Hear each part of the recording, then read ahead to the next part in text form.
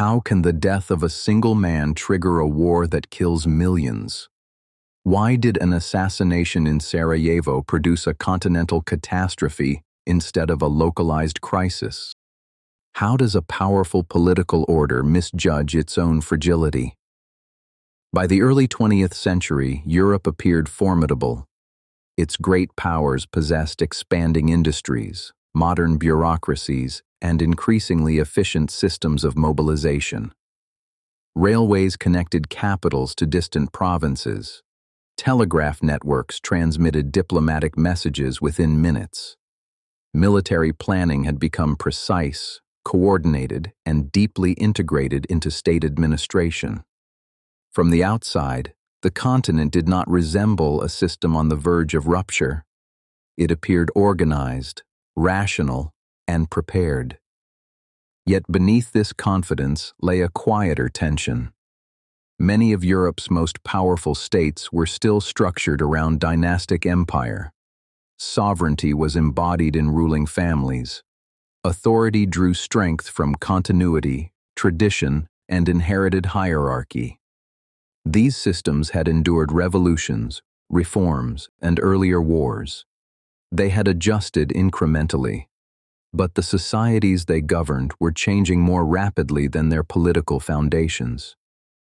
Industrialization had expanded not only economic capacity, but political awareness.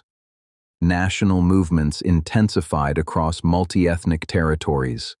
Literacy broadened participation.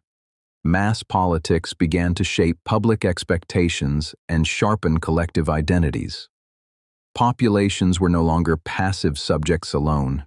They were increasingly conscious actors within the state. The structure of power evolved gradually. The scale and speed of society transformed more quickly. Power can generate the illusion of durability. Large armies, alliances, and bureaucratic efficiency create the impression that crises can always be managed through procedure. But strength in capability does not guarantee flexibility in shock. When adaptation lags behind transformation, stability becomes conditional rather than secure. On June 28, 1914, in Sarajevo, the assassination of Archduke Franz Ferdinand appeared at first glance to be a localized political murder. In reality, it struck a structure already under pressure. The crisis that followed revealed not only diplomatic tension, but a deeper miscalculation: the belief that inherited imperial arrangements could manage modern forces without fundamental adjustment. What cracked in the summer of 1914 was not Europe's power. It was the assumption that its dynastic order could continue to govern an industrial continent without transforming itself in proportion to its age. To understand why this assassination produced such enormous consequences, we must look closely at the empire most directly struck by the crisis: Austria-Hungary. Formally established through the Compromise of 1867, the dual monarchy was an attempt at stabilization. The Habsburg ruler governed simultaneously as Emperor of Austria and King of Hungary, presiding over a vast and diverse territory that stretched from the Alps to the Balkans. Germans, Hungarians, Czechs, Slovaks, Croats, Serbs, Romanians, Italians, and others lived within its borders.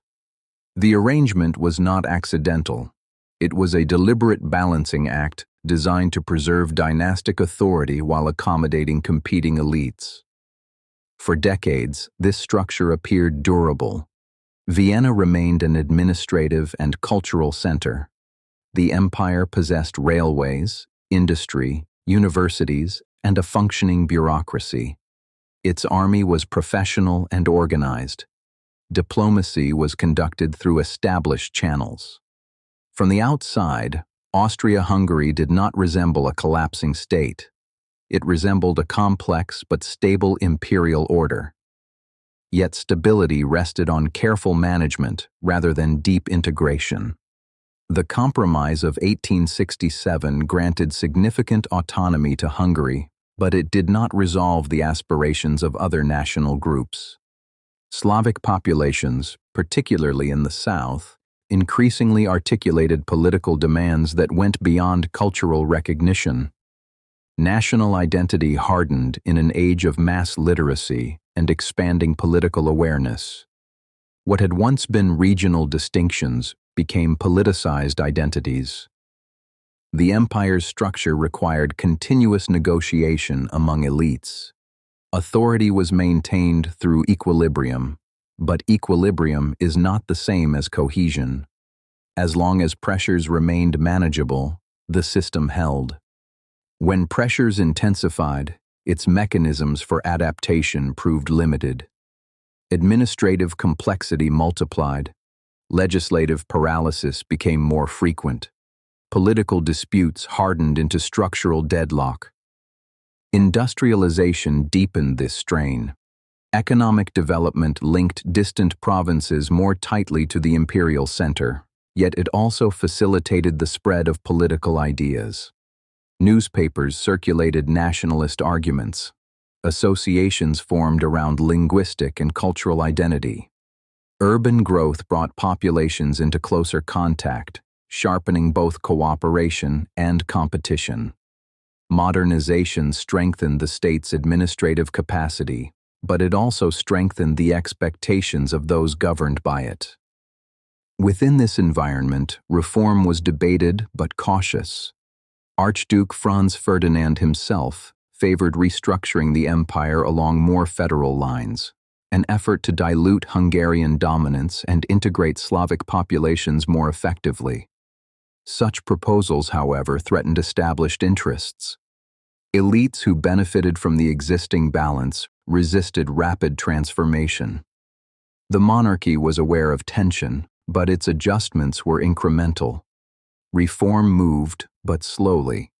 Society moved faster. At the same time, the empire's geopolitical position increased vulnerability. In the Balkans, the rise of Serbia as a nationalist state introduced an external magnet for South Slavic aspirations within Habsburg territory. The annexation of Bosnia-Herzegovina in 1908 intensified regional friction. Each diplomatic maneuver was interpreted not only as a strategic act, but as a signal in an unfolding contest over identity and influence. External pressure reinforced internal uncertainty. None of this meant immediate collapse. Austria-Hungary continued to function. Its institutions operated, its military planned, its alliances held. But beneath procedural normality, strain accumulated. The empire depended on the assumption that careful management could indefinitely preserve balance despite growing internal tensions. That assumption had not yet been tested by a crisis of full intensity. When it finally was, the question would not be whether the empire possessed power. It clearly did. The question was whether it could absorb a major crisis without breaking the balance upon which its stability depended. That moment was about to arrive. On June 28, 1914, Archduke Franz Ferdinand traveled to Sarajevo, the capital of Bosnia-Herzegovina. The visit was intended as a display of imperial presence. Military inspections were scheduled. Ceremonial appearances were planned. The empire sought to demonstrate stability in a region where nationalist sentiment had intensified. The atmosphere was tense but controlled. Bosnia lay at the intersection of imperial authority and South Slavic aspiration. Serbia, independent and increasingly assertive, stood just beyond the border. Within Sarajevo itself, small groups of nationalist conspirators had positioned themselves along the motorcade route. Their objective was not symbolic protest, it was assassination. The first attempt failed. A bomb thrown toward the Archduke's vehicle missed its target and exploded behind it, injuring several officers. The motorcade continued. The schedule was adjusted. Appearances were not cancelled. The incident was treated as disruption rather than structural threat. Confidence persisted. Hours later, following a change in route that was poorly communicated, the Archduke's car made a wrong turn and stalled near one of the conspirators. Gavrilo Princip stepped forward and fired 2 shots at close range. Franz Ferdinand and his wife Sophie were mortally wounded. Within minutes, the heir to the Habsburg throne was dead. At the level of immediate fact, the event was localized. A political assassination carried out by a small network of militants. Such acts were not unprecedented in European history. Empires had survived regicide and rebellion before. The significance of Sarajevo did not lie in the novelty of violence. It lay in the context into which that violence fell. Austria-Hungary was already managing internal strain. National tensions had intensified. Reform proposals had stalled. The assassination did not create instability from nothing. It struck a system that was attempting to project strength while negotiating fragility. Within days, the killing was interpreted not merely as a criminal act, but as a direct challenge to imperial authority. Vienna faced a dilemma. To respond weakly risked encouraging further nationalist agitation within its borders. To respond forcefully risked widening confrontation beyond control. Inaction threatened credibility. Overreaction threatened escalation. The empire chose to act decisively. An ultimatum was drafted and delivered to Serbia. Its terms were severe. They extended into Serbia's internal judicial and administrative processes.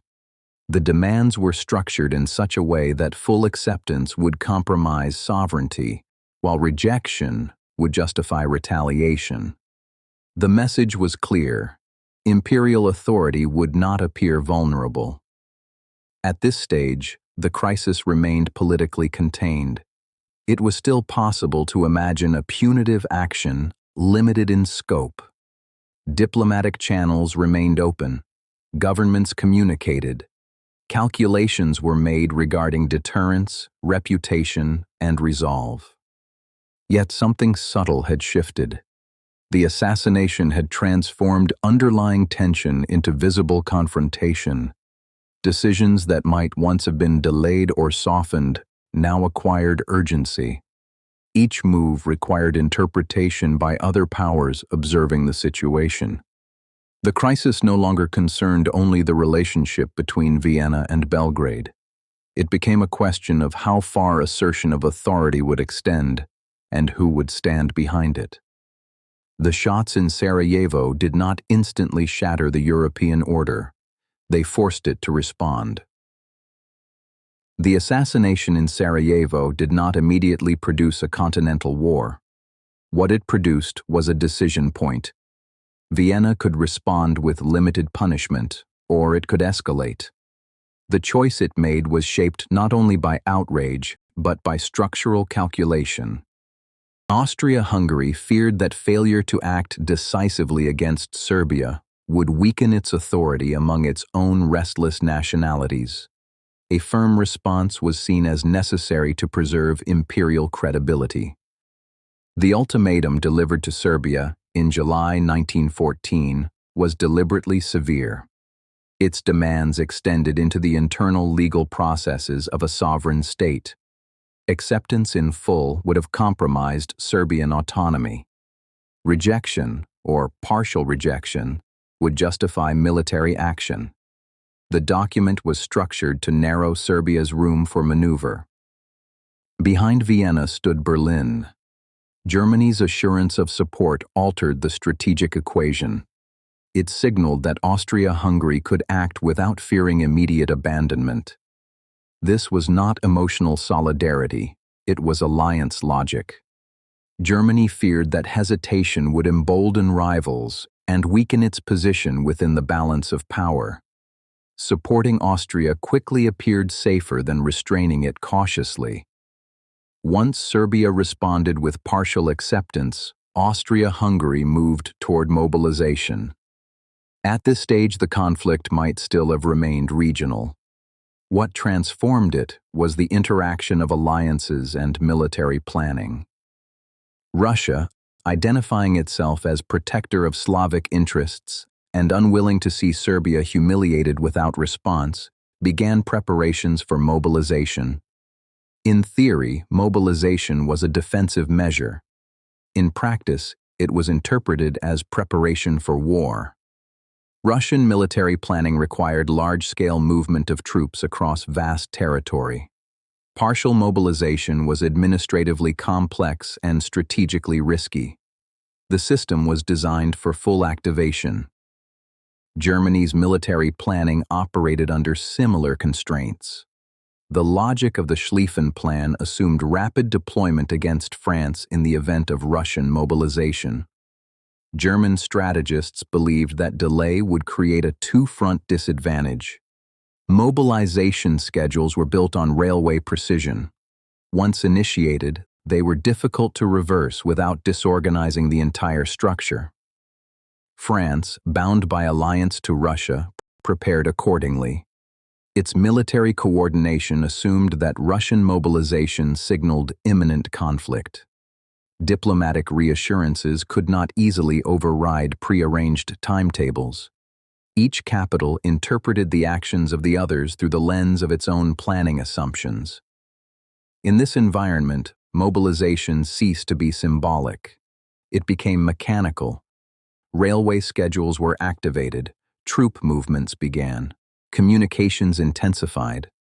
Each step taken by one power altered the strategic calculus of another. The crisis no longer revolved around Sarajevo. It revolved around sequence. Britain's position further complicated the situation.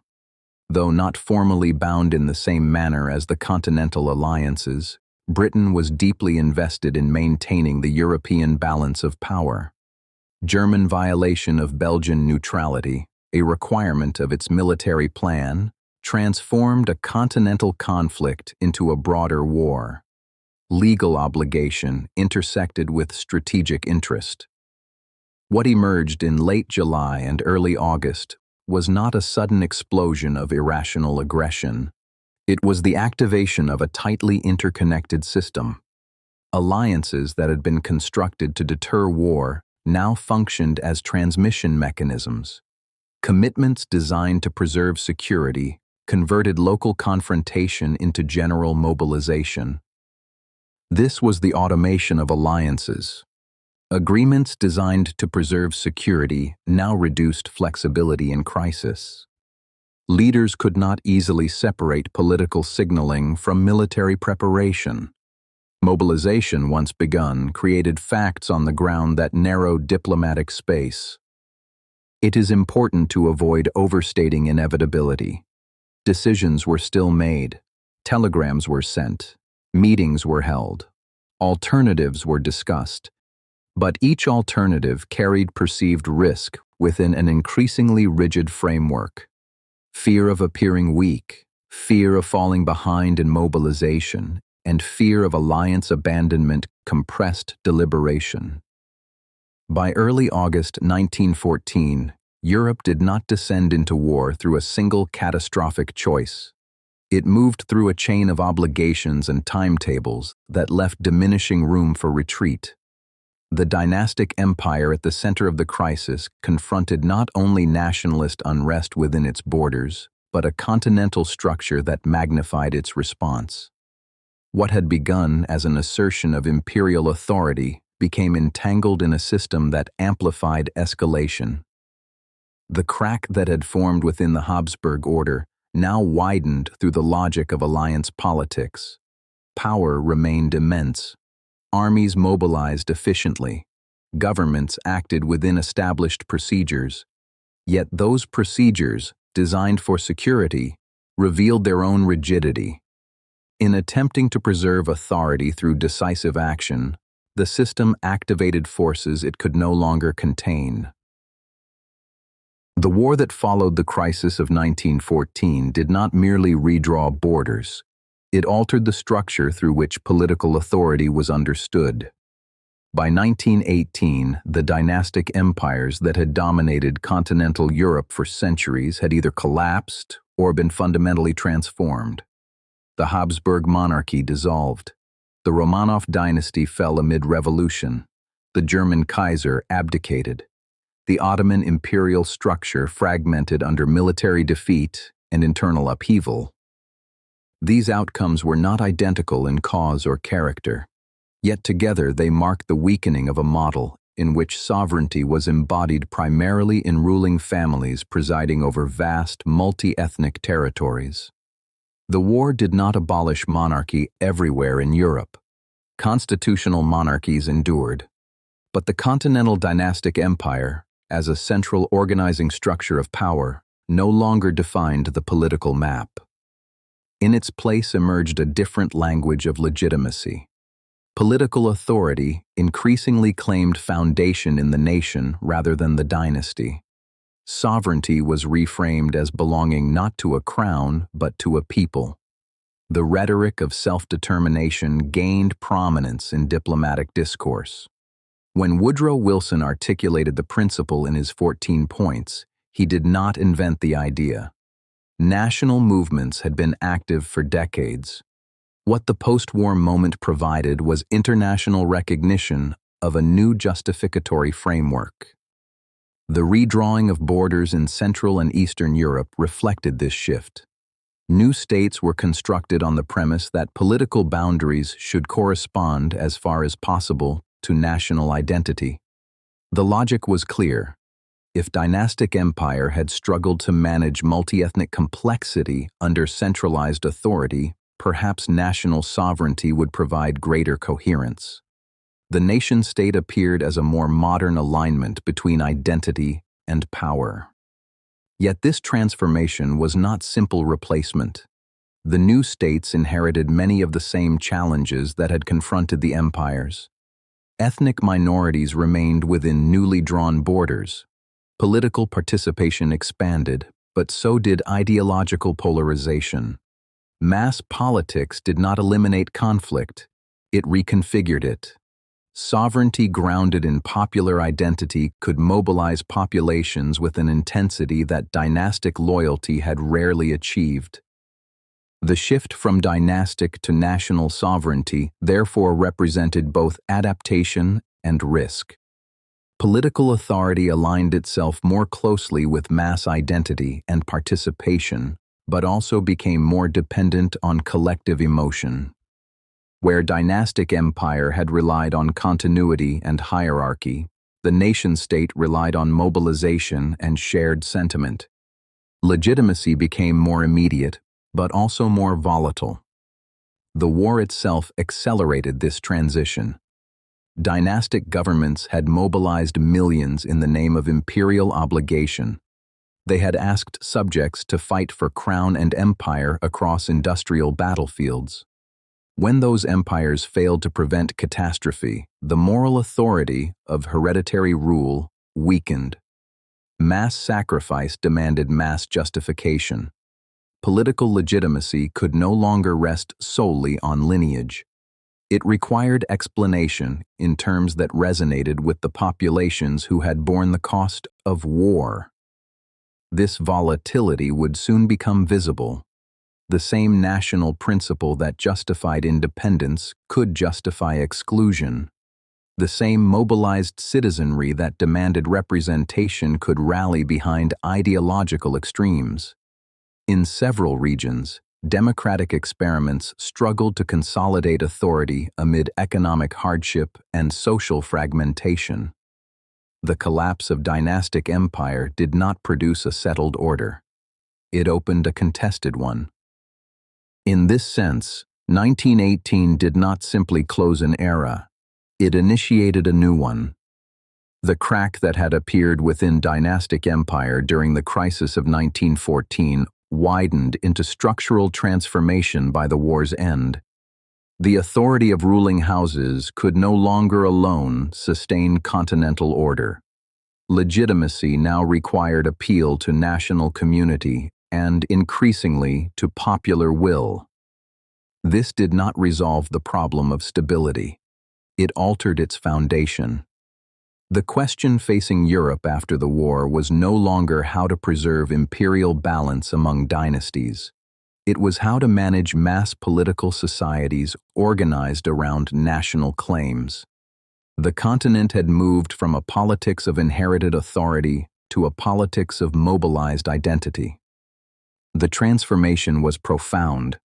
Sovereignty had not disappeared, it had changed form. And with that change came new possibilities and new vulnerabilities, a reminder that political models do not end history. They give way to others, shaped by the pressures they could not fully contain. The crisis of 1914 did not begin with weakness, it began with confidence. Europe's great powers believed their alliances preserved stability. They trusted that mobilization plans ensured security. They assumed that inherited political structures, tested by decades of governance, could absorb pressure without fundamental transformation. They were not naive. They were operating within a system that had functioned for generations. But systems do not fail only because they are corrupt or irrational. They fail when their internal logic no longer aligns with the scale of the world they attempt to govern. Dynastic empire had once provided continuity across vast and diverse territories. It balanced elites. It negotiated difference. It endured previous crises. Yet industrial modernity altered the conditions under which authority operated. Mass politics intensified identity. Military planning accelerated decision-making. Alliances that once deterred conflict narrowed flexibility in moments of shock. The death of a single man did not produce a world war by itself. When the assassination in Sarajevo triggered confrontation, the response was not chaos, it was procedure. Ultimatums were drafted, mobilizations were ordered, treaties were honored. Each decision followed recognizable logic, yet the cumulative effect revealed rigidity. The structure did not bend sufficiently to contain escalation.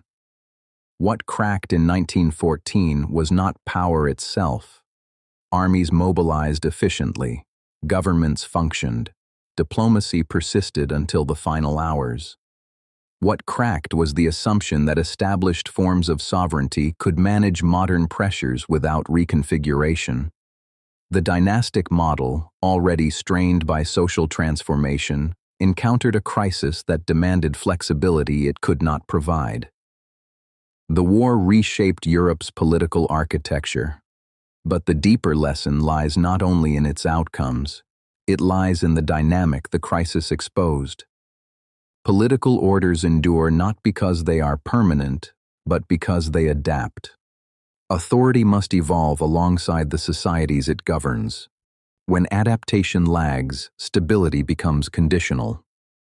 Political forms do not disappear simply because they are old. They weaken when their internal logic no longer matches the forces shaping the world around them. History does not move by intention alone. It moves through structures under stress. And when those structures can no longer absorb the strain placed upon them, change arrives, not always gradually, and rarely without consequence.